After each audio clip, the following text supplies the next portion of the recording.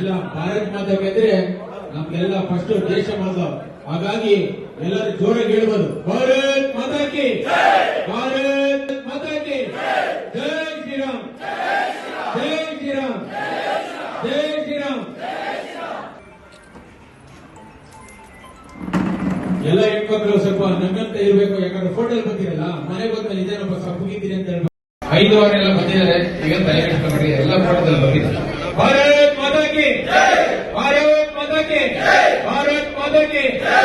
ನಾನು ಜೈ ಶ್ರೀರಾಮ್ ಅಂತೀನಿ. ನೀವು 10 ನಿಮಿಷಗಳಲ್ಲಿ ಮುಕ್ತಾಯ ಆಗಿದೆ. ತದನಂತರ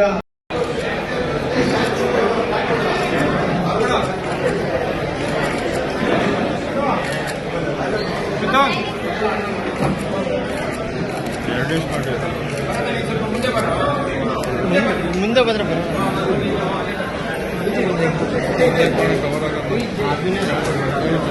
ಮುಂದೆ ಬಂದ್ರೆ ಹಿಂದಕ್ಕೆ ಹೋಗ್ಬೇಕು.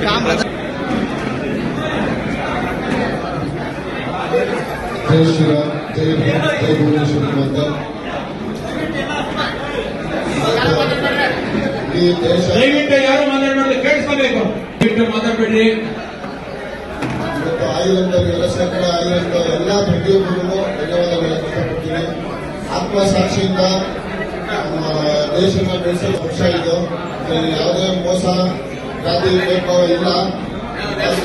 ಪಕ್ಷದಲ್ಲಿ ಎಲ್ಲರಿಗೂ ಸರಿಸಮಾನ ರೀತಿಯಲ್ಲಿ ಒಂದು ಒಗ್ಗಟ್ಟಾಗಿದ್ದು ಕೆಲಸ ಮಾಡುವಂತ ಪಕ್ಷ ನಮ್ಮದು.